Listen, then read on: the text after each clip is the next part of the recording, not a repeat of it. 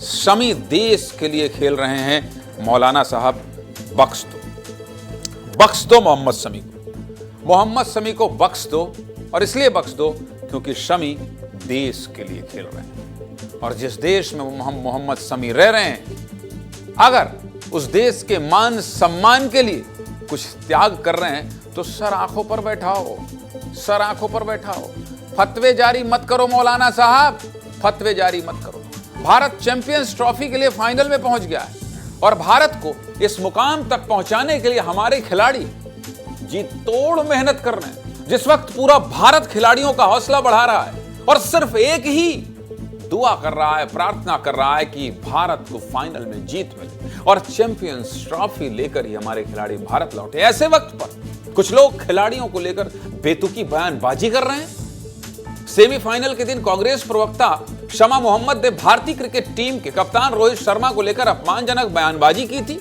कहा था कि रोहित मोटे और बेअसर कैप्टन है, और सेमीफाइनल जीतने के बाद मुस्लिम जमात के अध्यक्ष मौलाना शहाबुद्दीन बेरलवी ने कहा है कि मोहम्मद शमी ने मैच के दिन रोजा नहीं रखकर गुनाह किया। बताइए वाला, जिस खिलाड़ी ने मैच में अपनी शानदार पारी खेली और कई विकेट झटके, जिससे ऑस्ट्रेलिया को करारी हार का सामना करना पड़ा, उस खिलाड़ी के लिए मौलाना साहब कह रहे हैं कि मोहम्मद शमी ने गुनाह किया है।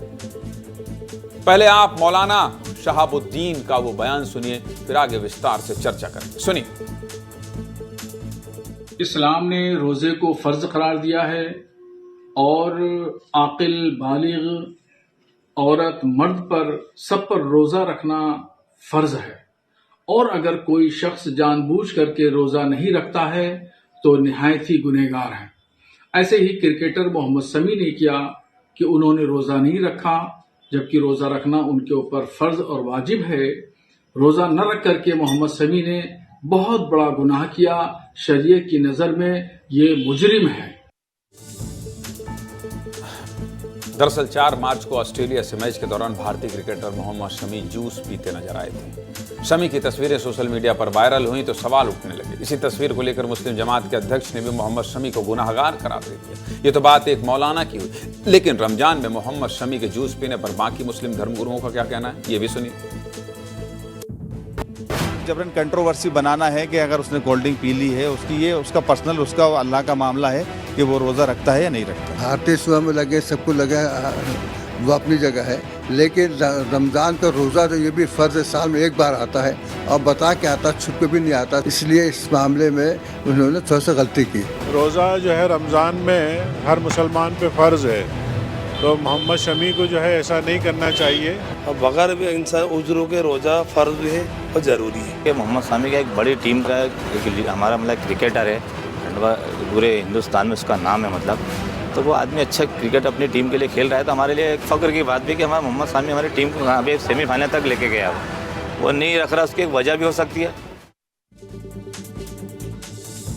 जिस सेमीफाइनल मैच की तस्वीर वायरल हुई है उसमें मोहम्मद शमी की परफॉर्मेंस कैसी रही, देखना चाहते हैं? देखिए ध्यान से। मोहम्मद शमी भारतीय क्रिकेट टीम के शानदार गेंदबाज है। चैंपियंस ट्रॉफी के सेमीफाइनल में भी मोहम्मद शमी ने 10 ओवर में 3 विकेट लिए थे। सोचिए, 3 विकेट लेने वाले शानदार खिलाड़ी को जूस पीने पर ट्रोल किया जा रहा है। किसी भी मैच के दौरान एनर्जी ड्रिंक या जूस पीना कितना जरूरी होता है, इस पर हमने एक्सपर्ट से भी बात की है। डॉक्टर क्या कह रहे हैं, ये भी सुनिए।